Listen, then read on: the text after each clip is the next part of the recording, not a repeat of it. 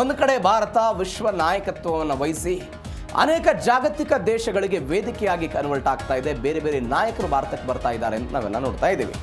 ಇವೆಲ್ಲದರ ನಡುವೆ ಪಾಕಿಸ್ತಾನದ ಪರಿಸ್ಥಿತಿ ಇದಕ್ಕೆ ತದ್ವಿರುದ್ಧವಾಗಿದೆ. ಪಾಕಿಸ್ತಾನದ ಆರ್ಥಿಕತೆ ಕುಸಿತಾ ಇದೆ. ಪಾಕಿಸ್ತಾನದಲ್ಲಿ ಅರಾಜಕತೆ ತಾಂಡವವಾಡ್ತಾ ಇದೆ. ಪಾಕಿಸ್ತಾನದಲ್ಲಿ ಭಯೋತ್ಪಾದನೆಗೆ ಹೆಚ್ಚು ಹೆಚ್ಚು ಪ್ರೋತ್ಸಾಹ ಕೊಡ್ತಾ ಇದ್ದಾರೆ. ಇದೇ ಪಾಕಿಸ್ತಾನ ವಶಪಡಿಸಿಕೊಂಡಿರುವಂಥ POKಯಲ್ಲಿ ಆಗ್ತಾ ಇರುವಂಥ ಪ್ರತಿಭಟನೆ, ಇದು ಪಾಕಿಸ್ತಾನದ ಬೆಳವಣಿಗೆ.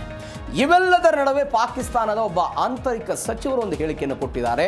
ಪಾಕಿಸ್ತಾನದ ದೇಶದ ಯುವಕರು ಜಿರಳೆಗಳಂತೆ ಸ್ಫೋಟ ಆಗ್ಬೋದು, ಜಿರಳೆಗಳಂತೆ ಡಿಸಿಷನ್ನ ತೆಗೆದುಕೊಂಡು ಬಿಟ್ರೆ ಇಲ್ಲಿಯ ನಾಯಕತ್ವವನ್ನು ಉಳಿಸ್ಕೊಳ್ಳೋದಕ್ಕೆ ಸಾಧ್ಯ ಇಲ್ಲ, ಇಲ್ಲಿ ಅಭಿವೃದ್ಧಿಯನ್ನು ಮಾಡೋದಕ್ಕೆ ಸಾಧ್ಯ ಇಲ್ಲ ಅಂತ ಅಲ್ಲಿಯ ಯುವ ಜನರು ಸರ್ಕಾರದ ವಿರುದ್ಧ ಹೊಂದಿರುವಂಥ ನೀತಿ ನಿಯಮಗಳು ಅಥವಾ ಆಕ್ರೋಶವನ್ನು ಅಲ್ಲಿಯ ಒಬ್ಬ ಸಚಿವರು ಹೊರಹಾಕುವ ಪ್ರಯತ್ನ ಮಾಡಿದ್ದಾರೆ. ಹಾಗಾದರೆ ಏನಾಗ್ತಾ ಇದೆ ಪಾಕಿಸ್ತಾನದಲ್ಲಿ? ಯಾಕೆ ಇಂಥದ್ದೊಂದು ಪರಿಸ್ಥಿತಿ? ನಾವು ಅನೇಕ ಬಾರಿ ಹೇಳಿದ್ದೀವಿ, ಪಾಕಿಸ್ತಾನದಲ್ಲಿ ಒಂದು ಪ್ರಜಾಪ್ರಭುತ್ವ ಸರ್ಕಾರ, ಆ ಸರ್ಕಾರವನ್ನು ತನ್ನ ಹತೋಟಿಗೆ ತೆಗೆದುಕೊಳ್ಳುವ ಪ್ರಯತ್ನವನ್ನು ಸೈನ್ಯ ಮಾಡುತ್ತೆ. ಸರ್ಕಾರದಕ್ಕಿಂತಲೂ ಕೂಡ ಸೈನ್ಯವೇ ಎಲ್ಲ ನಿರ್ಧಾರಗಳನ್ನು ತೆಗೆದುಕೊಳ್ಳುವಂಥ ಹಂತಕ್ಕೆ ಹೋಗ್ತಾ ಇದ್ದಾರೆ. ಹಾಗಾದರೆ ಸೈನ್ಯ ಯಾಕೆ ಆ ನಿರ್ಣಯಗಳನ್ನು ತೆಗೆದುಕೊಳ್ಳೋದಕ್ಕೆ ಹೋಗ್ತಾ ಇದೆ? ಸೈನ್ಯದಿಂದಲೂ ಕೂಡ ಪಾಕಿಸ್ತಾನವನ್ನು ಅಭಿವೃದ್ಧಿ ಮಾಡೋದಕ್ಕೆ ಸಾಧ್ಯವಿಲ್ಲ ಅಂತ ಆ ಸಚಿವ ಕೊಟ್ಟಂಥ ಹೇಳಿಕೆ. ದಿನದ 24 ಗಂಟೆಗಳಲ್ಲಿ 12ರಿಂದ 14 ತಾಸು ದೇಶಕ್ಕಾಗಿ ಕೆಲಸ ಮಾಡಿದರೂ ಕೂಡ ಪಾಕಿಸ್ತಾನವನ್ನು ಬದಲಾವಣೆ ಮಾಡೋದಕ್ಕೆ ಸಾಧ್ಯ ಆಗ್ತಾ ಇಲ್ಲ ಅಂತ ಆ ಸಚಿವರು ಹೇಳಿಕೆ ಕೊಟ್ಟರು. ಏನಾಯಿತು ಪಾಕಿಸ್ತಾನದಲ್ಲಿ ಅಂತದ್ದು ಡೀಟೇಲ್ಸ್ ನೋಡ್ತಾ ಹೋಗೋಣ. POKಯಲ್ಲಿ ನರಮೇಧ, ಭಾರತ ಗರಂ ಆಗಿದೆ. ಅನೇಕ ದಿನಗಳಿಂದ ಇದರ ಬಗ್ಗೆ ಚರ್ಚೆ ಮಾಡ್ತಾ ಇದ್ದೇವೆ. ಪಾಕಿಸ್ತಾನ ಆಕ್ರಮಿತ ಕಾಶ್ಮೀರದಲ್ಲಿ ಪಾಕ್ ಸೇನೆಯ ಅಟ್ಟಹಾಸ ಮೀರ್ತಾ ಇದೆ. 3 ಹಂತಗಳಲ್ಲಿ ಚುನಾವಣೆ. ಇವತ್ತು 2ನೇ ಹಂತ, ಜುಲೈ 27ನೇ ತಾರೀಕಿಗೆ ಮೊದಲ ಹಂತ, ಅಂದರೆ ನಾಳೆ 2ನೇ ಹಂತ, 10ನೇ ತಾರೀಕಿಗೆ 3ನೇ ಹಂತ. ಈ 3 ಹಂತದ ಚುನಾವಣೆಗಳಲ್ಲಿ ನಿರಾಯುಧ ನಾಗರಿಕರ ಮೇಲೆ ಗುಂಡಿನ ಮಳೆಯನ್ನು ಸುರಿಸ್ತಾ ಇದ್ದಾರೆ. ಪಾಕಿಸ್ತಾನದ ರೇಂಜರ್ಸ್ ಪಡೆಗಳೇನಿದೆ ಅವರನ್ನು ತರಿಸಿಕೊಂಡು ಬರೋ ಪ್ರಯತ್ನ ಆಗಿದೆ. 14,000 ಜನ ಪೊಲೀಸರು ಇದೇ POKಯಲ್ಲಿ ನಿಯೋಜನೆ ಆಗಿದ್ದಾರೆ. ಇವೆಲ್ಲದರ ನಡುವೆ ಭಾರತ ಈಗ ಹೇಳ್ತು, POK ಜನರ ಮೇಲಿನ ದೌರ್ಜನ್ಯವನ್ನು ಯಾವುದೇ ಕಾರಣಕ್ಕಾಗಿಯೂ ಕೂಡ ನಾವು ಸಹಿಸಲ್ಲ ಅಂತ ವಿದೇಶಾಂಗ ಇಲಾಖೆಯ ವಕ್ತಾರ ರಣಧೀರ್ ಜೈಸ್ವಾಲ್ ಅವರು ಒಂದು ಖಡಕ್ ಸಂದೇಶವನ್ನು ಕೊಟ್ಟಿದ್ದಾರೆ. ಮೊನ್ನೆಯಷ್ಟೇ ನೋಡಿ ನಾವು ನ್ಯೂಯಾರ್ಕ್ ಟೈಮ್ಸ್ ಎನ್ನುವಂತಹ ಪತ್ರಿಕೆಯಲ್ಲಿ ಪಾಕಿಸ್ತಾನಿ ಕಾಶ್ಮೀರ ಅನ್ನುವಂಥ ಒಂದು ಹೇಳಿಕೆಯನ್ನು, ಒಂದು ಬರಹವನ್ನು ಬರೆದಿದ್ದಕ್ಕಾಗಿಯೇ ಭಾರತ ಆಕ್ರೋಶವನ್ನು ಹೊರಹಾಕಿತ್ತು. ಅದು ಪಾಕಿಸ್ತಾನ ಕಾಶ್ಮೀರ ಅನ್ನೋದು ಭೂಮಿ ಮೇಲೆ ಎಲ್ಲಿಯೂ ಕೂಡ ಇಲ್ಲ, ಅದು ಪಾಕ್ ಆಕ್ಯುಪೈಡ್ ಕಾಶ್ಮೀರ ಅಂತ ಭಾರತ ಅವತ್ತು ಹೇಳಿಕೊಡೋ ಪ್ರಯತ್ನವನ್ನು ಮಾಡಿತ್ತು. ಇದೀಗ POKಯಲ್ಲಿ ಆಗ್ತಾ ಇರುವಂಥ ಬೆಳವಣಿಗೆಗಳ ಬಗ್ಗೆ ಭಾರತ ಒಂದು ಆಕ್ರೋಶವನ್ನು ಹೊರಹಾಕಿದೆ. ಮೊದಲ ದಿನದಲ್ಲೂ ಕೂಡ ಇದಾಗ್ತಿದೆ. ಇವೆಲ್ಲದರ ಜೊತೆಗೆ 50 ದಿನಗಳ ಒಂದು ಹೋರಾಟದಲ್ಲಿ 40ಕ್ಕೂ ಹೆಚ್ಚು ಜನ ಘಟನೆಯಲ್ಲಿ ಮೃತಪಟ್ಟಿದ್ದಾರೆ. 51 ದಿನಗಳಿಂದ ಆಗ್ತಾ ಇರುವಂಥ ಬೆಳವಣಿಗೆ. POKಯಲ್ಲಿ ರಾವಲ್ಕೋಟ್, ಮೀರ್ಪುರದಲ್ಲಿ ಜನಾಕ್ರೋಶಕ್ಕೆ ಬೆದರಿಬಿಟ್ಟಿದೆ ಶಹಬಾಜ್ ಸರ್ಕಾರ. ಜಂಟಿ ಅವಾಮಿ ಆಕ್ಷನ್ ಕಮಿಟಿಯ ನೇತೃತ್ವದಲ್ಲಿ ಆಗ್ತಾ ಇರುವಂಥ ಪ್ರತಿಭಟನೆಗಳು, ಆ ಪ್ರತಿಭಟನೆಯನ್ನು ಹತ್ತಿಕ್ಕಬೇಕು ಅನ್ನುವ ಕಾರಣಕ್ಕಾಗಿ, ಜನರನ್ನು ಹತ್ತಿಕ್ಕಬೇಕು ಅನ್ನುವ ಕಾರಣಕ್ಕಾಗಿ ಅವರ ವಿರುದ್ಧ ಸೈನ್ಯವನ್ನು ಬಳಕೆ ಮಾಡಿಕೊಳ್ಳುವ ಪ್ರಯತ್ನವನ್ನು ಮಾಡುತ್ತಿದ್ದಾರೆ. ಆ ಕಂಡಲ್ಲಿ ಗುಂಡು ಹೊಡೆಯೋದು, AK-47 ಬಳಸೋದು, ಆ ಜನರಿಗೆ ಯಾವುದೇ ಕಾರಣಕ್ಕಾಗಿಯೂ ಕೂಡ ಹೊರಗಿನ ಪ್ರಪಂಚ ಗೊತ್ತಾಗಬಾರ್ದು ಅಂತ ಅಲ್ಲಿರುವಂಥ ಎಲ್ಲ ಸವಲತ್ತುಗಳನ್ನು ಕಟ್ ಮಾಡುವ ಪ್ರಯತ್ನವನ್ನು ಮಾಡಿದ್ದಾರೆ. ಯಾರ್ಯಾರು ನಿರಾಯುಧಗಳಿದ್ದಾರೆ, ಯಾರ್ಯಾರು ಪ್ರತಿಭಟನೆ ಮಾಡ್ತಾ ಇದ್ದಾರೆ, ಅವರನ್ನು ದೇಶದ್ರೋಹಿಗಳು ಅಂತ ಒಂದು ಹಣೆಪಟ್ಟ ಕಟ್ಟುವ ಪ್ರಯತ್ನವನ್ನು ಮಾಡ್ತಿದ್ದಾರೆ. ಅವರಿಗಿರುವಂಥ ಸವಲತ್ತುಗಳನ್ನು ಕಿತ್ಕೊಳ್ಳುವ ಪ್ರಯತ್ನವನ್ನು ಮಾಡ್ತಿದ್ದಾರೆ. ಅಲ್ಲಿರುವಂಥ ಸಂಪನ್ಮೂಲಗಳನ್ನು ಲೂಟಿ ಹೊಡೆಯುವ ಪ್ರಯತ್ನವನ್ನು ಮಾಡ್ತಿದ್ದಾರೆ. ಆ ಮುಖಾಂತರ ಇದುವರೆಗೂ ಕೂಡ ಘಟನೆಯಲ್ಲಿ 40ಕ್ಕಿಂತ ಅಧಿಕ ಜನ ಮೃತಪಟ್ಟಿದ್ದಾರೆ. ಇದು ಕೇವಲ ಅಂಕಿಅಂಶಗಳು ಹೇಳ್ತಾ ಇರೋದು. ಆದರೆ ಅಲ್ಲಿರುವಂತಹ ವಾಸ್ತವ ಸ್ಥಿತಿಯೇ ಭಿನ್ನವಾಗಿದೆ ಅಂತ POK ಜನ ಮಾತಾಡ್ತಾ ಇರೋದು. ಪಾಕಿಸ್ತಾನದ ಇಸ್ಲಾಮಾಬಾದ್ನ ಸರ್ಕಾರ ನಮ್ಮ ಜನರ ಮೇಲೆ ಮಾಡ್ತಾ ಇರುವಂತಹ ಈ ಅಕ್ಷಮ್ಯ ಅಪರಾಧದ ಕೃತ್ಯಗಳ ಕಾರಣಗಳಿಗಾಗಿ ಅನೇಕ ಜನ, 100 ಜನ ಘಟನೆಯಲ್ಲಿ ಮೃತಪಟ್ಟಿದ್ದಾರೆ. ಸಣ್ಣ ಸಣ್ಣ ಮಕ್ಕಳು, ವಯೋವೃದ್ಧರು, ಯಾರೋ ಒಂದು ಪೊಲಿಟಿಕಲ್ ಪಾರ್ಟಿ ವಕ್ತಾರರು, ಯಾರೋ ಉದ್ಯೋಗವನ್ನು ಬಯಸ್ತಾ ಇದ್ರು, ಯಾರೋ ಕೆಲಸಕ್ಕಾಗಿ ಹೋಗ್ತಾ ಇದ್ರು, ಯಾರೋ ಸರ್ಕಾರದ ಈ ದಮನ ನೀತಿಗಳ ವಿರುದ್ಧ ಪ್ರತಿಭಟನೆ ಮಾಡ್ತಾ ಇದ್ರು. 12 ಸ್ಥಾನಗಳನ್ನು ಸಂಪೂರ್ಣವಾಗಿ ನಿಷೇಧ ಮಾಡಬೇಕು ಅಂತ ಅಲ್ಲಿ ಜಂಟಿ ಅವಾಮಿ ಆಕ್ಷನ್ ಕಮಿಟಿ ಅನೇಕ ದಿನಗಳಿಂದ ಪ್ರತಿಭಟನೆ ಮಾಡ್ತಾ ಇದೆ.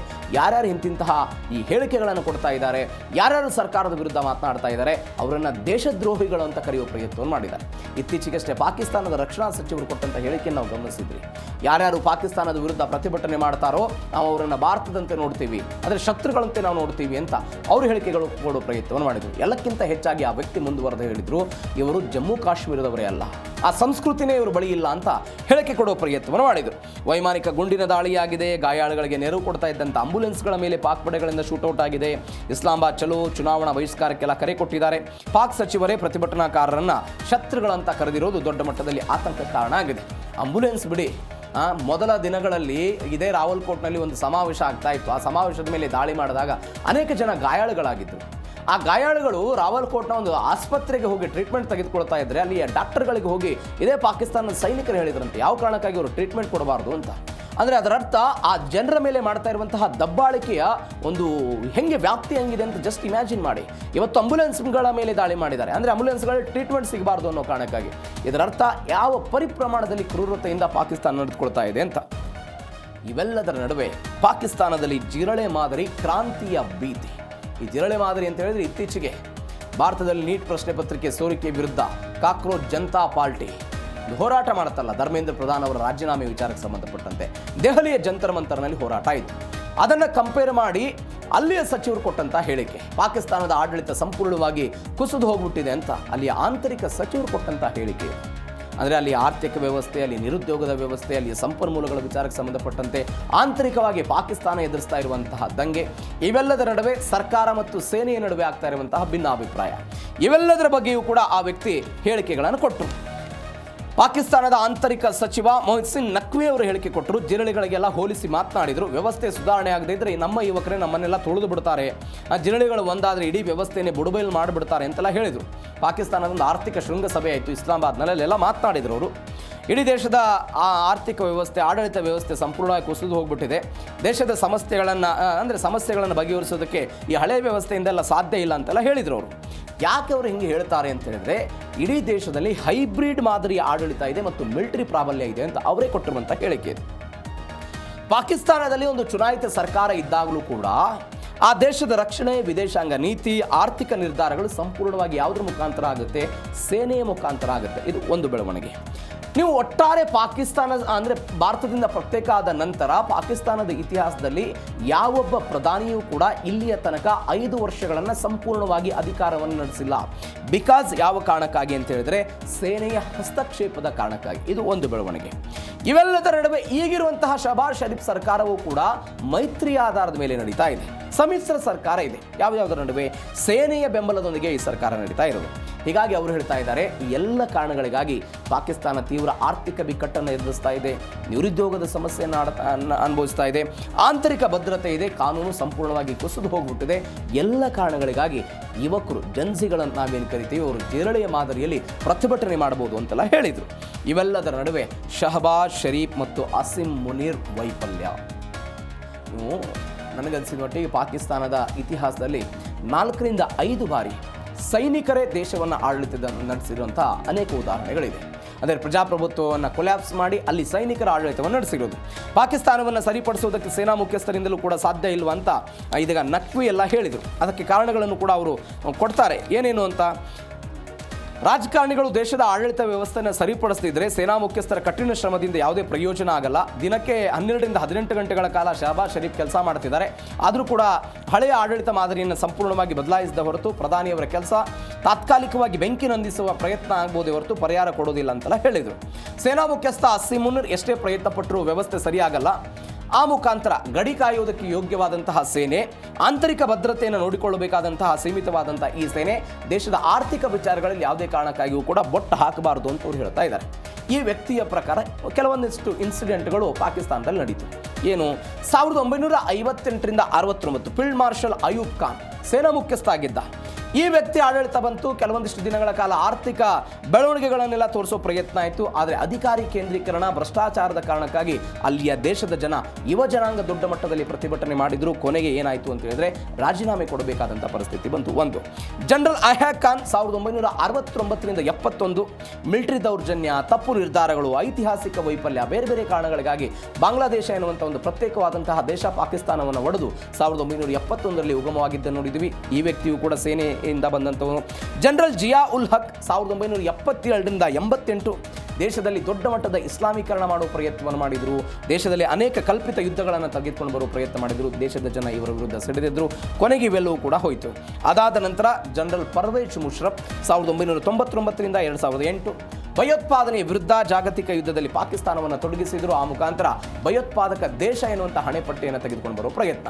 ಇದರರ್ಥ ಏನು ಅಂತ ಹೇಳಿದ್ರೆ, ಒಂದು ಪ್ರಜಾಪ್ರಭುತ್ವ ಸರ್ಕಾರದ ಜೊತೆಗೆ ಸೇನೆ ಹೆಂಗೆ ಮಿಂಗಲ್ ಆಗಿ ಯಾವೆಲ್ಲ ಬೆಳವಣಿಗೆಗಳ ಆಂತರಿಕವಾಗಿ ಪಾಕಿಸ್ತಾನ ಫೇಸ್ ಮಾಡಿತ್ತು ಅಂತ ಒನ್ಸ್ ಅಗೇನ್ ಪಾಕಿಸ್ತಾನ ಅದೇ ಸಮಸ್ಯೆಯನ್ನು ಫೇಸ್ ಮಾಡ್ತಾ ಇದೆ ಅಂತ ಅಲ್ಲಿ ಆಂತರಿಕ ಸಚಿವರು ಕೊಟ್ಟಿರುವಂಥ ಹೇಳಿಕೆ. ಇವೆಲ್ಲದರ ನಡುವೆ ಶಹಬಾಜ್ ವಿರುದ್ಧ ಜನ ಬೀದಿಗಿಳಿದಿದ್ದಾರೆ. ಹೆಂಗೆ ಪಾಕಿಸ್ತಾನದ ವಿರುದ್ಧ ಬೇರೆ ಬೇರೆ ಪ್ರಾಂತ್ಯಗಳ ಜನರು ಬೀದಿಗಿಳಿದಿದ್ದಾರಲ್ಲ, ಅದು POK ಜನ, ಬಲೂಚಿಸ್ತಾನಿಗಳ ಜನ, ಇತ್ತ TTP ಉಗ್ರರೆಲ್ಲ ಅವರು ಪಾಕಿಸ್ತಾನದ ವಿರುದ್ಧ ಸಿಡಿದೆದ್ದಿದ್ದಾರೆ. ಆದರೆ ಪಾಕಿಸ್ತಾನದಲ್ಲೇ ಜನ ಸಿಡಿದೆದ್ದಿರೋದು. ಲಾಹೋರ್ನಲ್ಲಿ ಸರ್ಕಾರ ವಿರೋಧಿ ಅಲೆ ಎಲ್ಲ ಭುಗಿಲೆದ್ದಿದೆ. ಇಂಟರ್ನೆಟ್ ಎಲ್ಲ ಸ್ಥಗಿತ ಮಾಡಿದ್ದಾರೆ. ಕಾರ್ಯಕರ್ತರನ್ನು ದಮನ ಮಾಡುವ ಪ್ರಯತ್ನವನ್ನು ಮಾಡಿದ್ದಾರೆ. ನೀವು ನೋಡಿ, ಇಂಥದ್ದೊಂದು ಹೋರಾಟ 1968ರಲ್ಲಿ ಆಗಿತ್ತಲ್ಲಿ. ಅಯೂಬ್ ಖಾನ್ ಸರ್ಕಾರ 10 ವರ್ಷದ ಆಡಳಿತವನ್ನು ಅಭಿವೃದ್ಧಿಯ ದಶಕ ಅಂತ ಆಚರಣೆ ಮಾಡೋದಕ್ಕೆ ನಿರ್ಧಾರ ಮಾಡ್ತಾರೆ. ಅಭಿವೃದ್ಧಿ ಆಗಿಬಿಟ್ಟಿದೆ ಪಾಕಿಸ್ತಾನ, ಅಭಿವೃದ್ಧಿಯ ದಶಕ ಅಂತ. ವಿದ್ಯಾರ್ಥಿ ಸಂಘಟನೆಗಳು ಏನು ಕರೀತಾರೆ ಇದನ್ನು, ಅಧಪತನದ ದಶಕ ಇದು ಅಂತ ಪ್ರತಿಭಟನೆ ಮಾಡಿದರು. ನವೆಂಬರ್ 7, 1968ರಲ್ಲಿ ರಾವಲ್ಪಿಂಡಿಯಲ್ಲಿ ವಿದ್ಯಾರ್ಥಿಗಳ ಮೇಲೆ ಪೊಲೀಸರೆಲ್ಲ ಗುಂಡು ಸುರಿಸಿದ್ರು. 3 ಜನ ಮೃತಪಟ್ಟರು. ಈ ವಿದ್ಯಾರ್ಥಿಗಳು 3 ಜನ ಮೃತಪಟ್ಟಿದ್ದರ ನಂತರ ಈ ಕಿಚ್ಚು ದೊಡ್ಡ ಮಟ್ಟದಲ್ಲಿ ಜಾಸ್ತಿ ಆಯಿತು. 1969ರಲ್ಲಿ ಅಯೂಬ್ ಖಾನ್ ರಾಜೀನಾಮೆ ಕೊಡೋ ಪ್ರಯತ್ನವನ್ನು ಮಾಡಿದ್ರು. ಇದೇ ಘಟನೆ 1971ರಲ್ಲಿ ಬಾಂಗ್ಲಾ ಎನ್ನುವಂತಹ ದೇಶದ ಉಗಮಕ್ಕೆ ಕಾರಣ ಆಯಿತು. ಇದೀಗ ಒನ್ಸ್ ಅಗೇನ್ ಶಹಬಾಜ್ ವಿರುದ್ಧ ಜನ ಬೀದಿಗಿಳಿತಾ ಇದ್ದಾರೆ. ಲಾಹೋರ್, ಇಸ್ಲಾಮಾಬಾದ್ ಸೇರಿದಂತೆ ಬೇರೆ ಬೇರೆ ಕಡೆಗಳಲ್ಲಿ ಪ್ರತಿಭಟನೆ ಆಗ್ತಾ ಇದೆ. ಇದು ಪಾಕಿಸ್ತಾನದಲ್ಲಿ ಆಗ್ತಾ ಇರುವಂಥ ಪ್ರತಿಭಟನೆ. ಇವೆಲ್ಲದರ ನಡುವೆ ಬೇರೆ ಬೇರೆ ಪ್ರಾಂತ್ಯಗಳಲ್ಲಿ ಅಥವಾ ಗಡಿಯ ಪಕ್ಕಕ್ಕೆ ಆಗ್ತಾ ಇರುವಂತಹ ಘಟನೆಗಳು, ಇದರ ಜೊತೆಗೆ ಪಾಕಿಸ್ತಾನದ ಆರ್ಥಿಕ ವ್ಯವಸ್ಥೆ ಕುಸಿದಿರೋದು. ಇದರರ್ಥ ಈಗ ಒಂದು ಕಂಪ್ಯಾರಿಸನ್ ಆಗ್ತಾ ಇದೆ.